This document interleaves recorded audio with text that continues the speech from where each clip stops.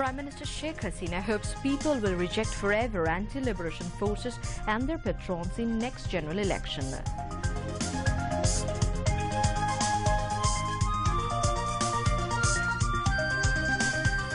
Friend of Bangladesh award given to 30 more foreign friends for remarkable contribution to Liberation War of 71.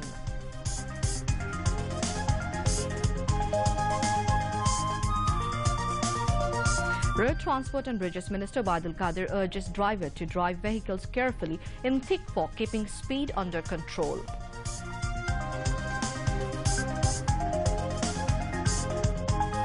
Fisheries and Livestock Minister Saidul Haque laid to eternal rest at Brahmanbaria. President and Prime Minister placed wreaths at coffin before Namaz-e-Janaza at Shangshud Plaza.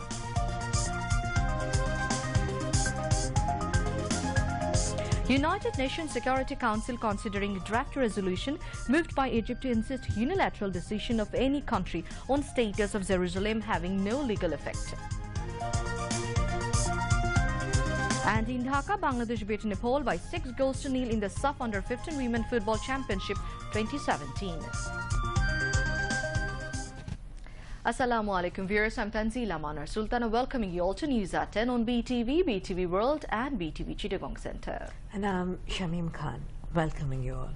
Those were the headlines. We now move on to the news in details. Prime Minister Sheikh Hasina expressed her belief that the people would reject forever the anti-liberation forces, their patrons, perpetrators of brutal arson attacks and the corrupt elements in votes. She said this while chairing an Awami League discussion marking the Victory Day at Bangabandhu International Conference Centre in the capital today. Sheikh Hasina said 1971 martyrs' sacrifices would never go in vain and none could play with the people's fate as everyone started getting the benefits of independence and aware about the future, while Bangladesh now appeared as a dignified nation all over the world. She said Awami League is the only party which is working for changing the people's lot as part of a long heritage, and recall that father of the nation, Bangabandhu Sheikh Mujibur Rahman, relinquished his ministerial position to reorganize the party at grassroots and preparing it for liberation. Sheikh Hasina said Bangabandhu retrieved the country from the devastation within 3.5 years after the independence, but he was brutally killed when the country was proceeding towards prosperity under his dynamic leadership.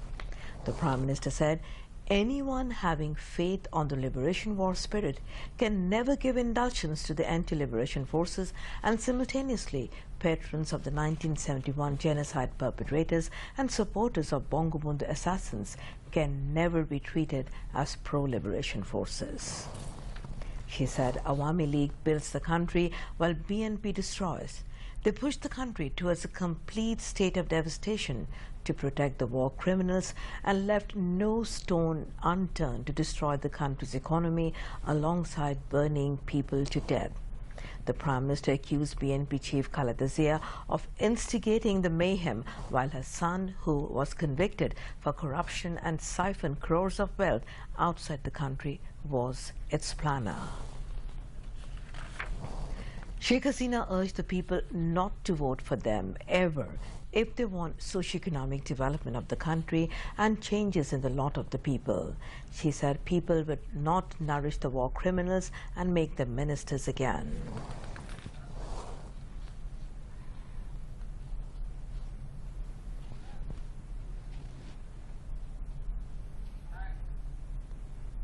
The Victory Day discussion organized by Awami League held at Bangabandhu International Conference Centre, also addressed among others by General Secretary of Dhaka City South Awami League Shahi Alam Murad, General Secretary of Dhaka City North Awami League Sadiq Khan, Women Affairs Secretary of Central Awami League Fazilatun Nisa Indira, Liberation War Affairs Secretary Mrinal Kanti Dash, Press and Publicity Secretary Dr. Hassan Mahmood, General Secretary and Road Transport and Bridges Minister Waidul Qadir, Presidium Member Sheikh Fazlul Karim Salim, Agriculture Minister Begum Motia Chaudhry, Commerce Minister Tofail Ahmed, and Industries Minister Amir Hussain Amu.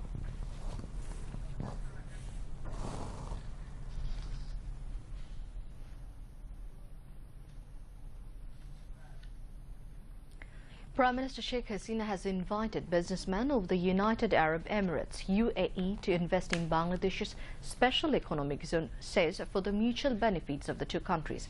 The Prime Minister made the invitation when the Ambassador of the United Arab Emirates to Bangladesh, Dr. Said bin Hazar Al Shahi, paid a farewell call on her at Ganabhavan today.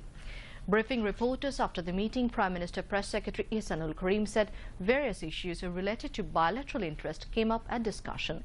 Sheikh Hasina requested the ambassador to revive the initiative of UAE government to establish a specialized hospital in Rangunia, Chittagong. During the meeting, the Premier also requested the UAE government for signing a MOU on visa exemption for the diplomatic and official passport holders to further enhance government-to-government cooperation. In reply, the UAE ambassador said the issue would be discussed at a meeting of the foreign ministers of Bangladesh and the UAE to be held in February next. Dr. Said bin Hazar Al Shahi informed the Prime Minister that during his tenure in Bangladesh, 3 agreements, one on air services, one on security cooperation and another on transfer of sentenced persons, have been signed between the two countries. Ministry of Liberation War Affairs has conferred honor on Friends of Liberation War to recognize foreign friends for their direct or indirect contribution to the emergence of Bangladesh. Out of 30 friends, 26 from India and 4 from Russia have been honored in a program in the capital today. In the function, Liberation War Affairs Minister A.K.M. Mozammel Haq said the government is proud to honor these foreign friends. During the program, the foreign friends recalled the wartime horrific days. They affirmed that their alliance with Bangladesh will remain forever. While addressing the program, Finance Minister Abul Mal Abdul Muhit said Father of the nation, Bangabandhu Sheikh Mujibur Rahman sacrificed his life to establish the right of Bengali nation. Road Transport and Bridges Minister Obaidul Qadir has urged the drivers to drive vehicles carefully in thick fog, keeping the speed under control. The minister made the call while inaugurating a Bangladesh Road Transport Corporation BRTC bus depot and mobile app Koto Dur at Gaptoli in Dhaka today. Among others, lawmaker Aslamul Haq, Road Transport and Highways Division Secretary Mohammad Nazrul Islam, BRTC Chairman Farid Ahmed Bhuiya and other officials concerned were present on the occasion. Obaidul Qadir said the app Koto Dur will facilitate the commuters with various information, including the vehicle's route and location and the possible time. Alongside the city commuters, inter-district route passengers too will get the transportation service from the Gaptoli bus depot, he added, mentioning that BRTC's AC bus services have already been launched on the Motijil to Savar Nobinagar route. Obaidul Qadir said primarily 10 buses will offer transport services to the passengers from Nobinagar to Motijil. Fisheries and Livestock Minister Mohammad Saidul Haq was laid to eternal rest at Purbabag village at Nasirnagar in Brahmanbaria this evening. He was buried at the family graveyard after his 3rd namaz-e-janaza at Purbabag Model High School ground. It was joined by his relatives, well-wishers and a host of local people. Earlier, the 2nd namaz-e-janaza of Saidul Haq, a veteran politician and organizer of the Liberation War and a close political aide of Father of the Nation, Bangabandhu Sheikh Mujibur Rahman, was held at Ashutosh Pilot High School ground in Nasirnagar.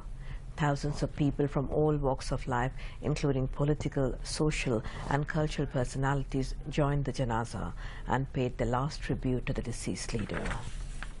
The late leader was given a guard of honor by police after his body was taken to the school ground, and a minute's silence was observed to pay due respect to him.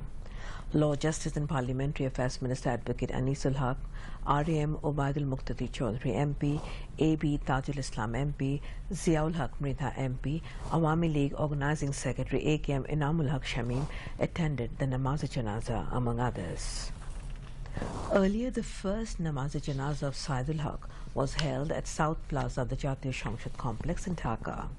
President Muhammad Abdul Hamid, Deputy Speaker M. Fazle Rabbi Mia, ministers, whips, lawmakers, senior leaders of Awami League and other political parties, well-wishers, officials and employees of the Jatiya Shamshad attended the namaz-e-janaza of the late Livestock Minister. After the janaza, a smart contingent of Bangladesh police gave state salute to the late Saidul Haq. Later, President Abdul Hamid, Prime Minister Sheikh Hasina, Speaker Dr. Shirin Sharmin Chaudhry and Deputy Speaker M. Fazle Rabbi Mia, ministers, whips, lawmakers, senior leaders of Awami League and other political parties paid their last tribute to Saidul Haq by placing wreaths on his coffin.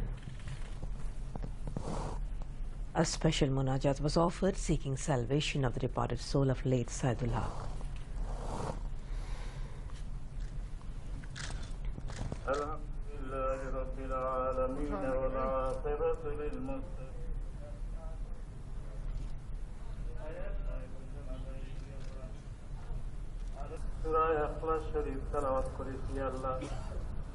আরো কোরআনুল কারীম খতম করা হয়েছে আল্লাহ মেহেরবানি করে যত সব তুমি আলহামদুলিল্লাহ রাব্বিল আলামিন.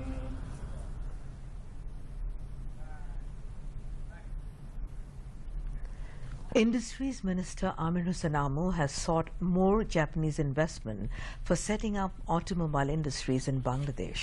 The Industries Minister sought this cooperation when Japanese Ambassador to Bangladesh Hiroyasu Izumi called on him at his Secretariat office in the capital today.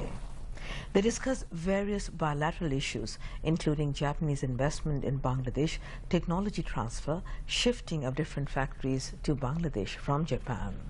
Terming Japan as one of the major development partners, Amir Hussain Amu said Japan has been giving financial support to a number of important development programs, including conducting pre-feasibility study of Podda Bridge and construction of Matarbari coal-fired power plant.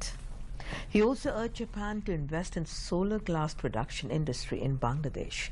Japanese ambassador said Japan gives priority to socio-economic development of Bangladesh because of the historic bilateral relations between the two countries. Japan will continue its assistance for the development of Bangladesh, he added. Industry Secretary Mohammad Abdullah, BCIC Chairman Shah Mohammad Aminul Haq and high officials from Japan's embassy were present. And now moving on to international news.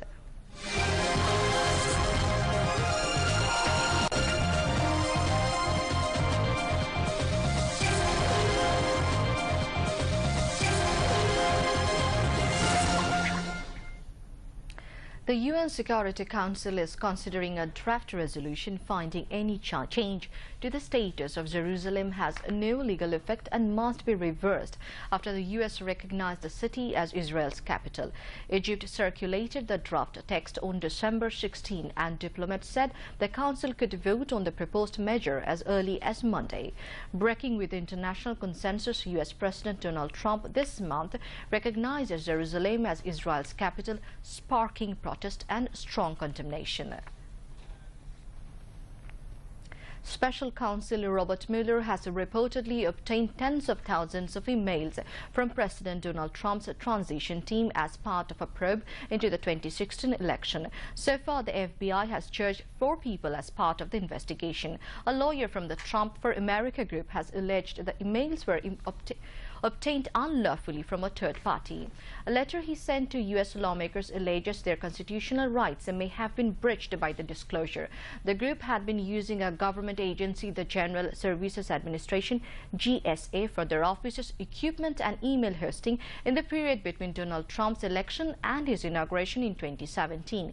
The GSA is reported to have supplied these records to Mueller's investigation team in the summer. Authorities in California have issued new evacuation orders as a huge wildfire flares up again in Santa Barbara County.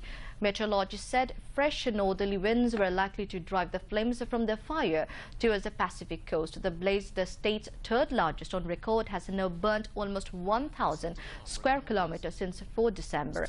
2 people are reported to have died as a result of the fire.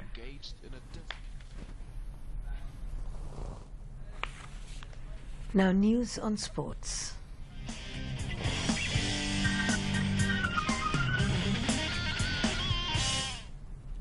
Host Bangladesh beat Nepal by 6 goals to nil in the SAF Under-15 Women Football Championship 2017 in the capital today.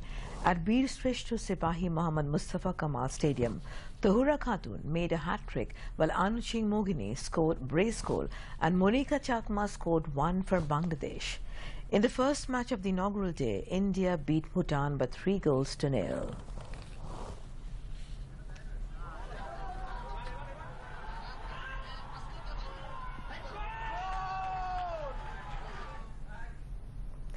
Host India beat Sri Lanka by 8 wickets in the third ODI of the 3-match series and won the series by 2-1 at Visakhapatnam. Chasing the victory target of 216 runs, India scored 219 for 2 wickets in 32 overs 1 ball. Shikhar Dhawan was unbeaten on 100 runs, while Shreyas Iyer scored 65 runs for India. Earlier, Sri Lanka batted first and scored 215 runs for all in 44 overs 5 balls. Upal Tharanga scored highest 95 runs for Lankans. And reading the situation, reading the wicket and reading the batsman, and that shows. And now to end the bulletin, a recap of the top stories. Prime Minister Sheikh Hasina hopes people will reject forever anti-liberation forces and their patrons in the next general election.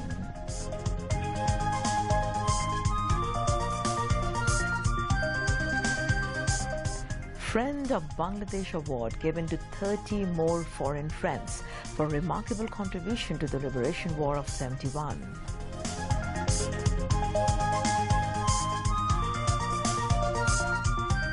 Road Transport and Bridges Minister Obaidul Qadir urges the drivers to drive vehicles carefully in thick fog, keeping the speed under control.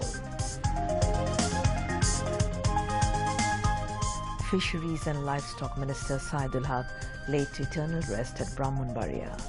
President and Prime Minister placed wreaths at the coffin before Namaz-e-Janaza at Shongshad Plaza.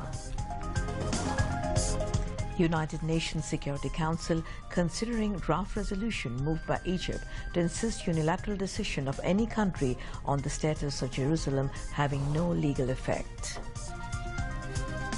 And in Dhaka, Bangladesh beat Nepal by 6 goals to nil in the SAF Under-15 Women Football Championship 2017. And that's all from the newsroom for the moment. Thank you for staying with us and we invite you to watch our 11:30 Bangla News. Until then, Khuda Hafiz. Khuda Hafiz.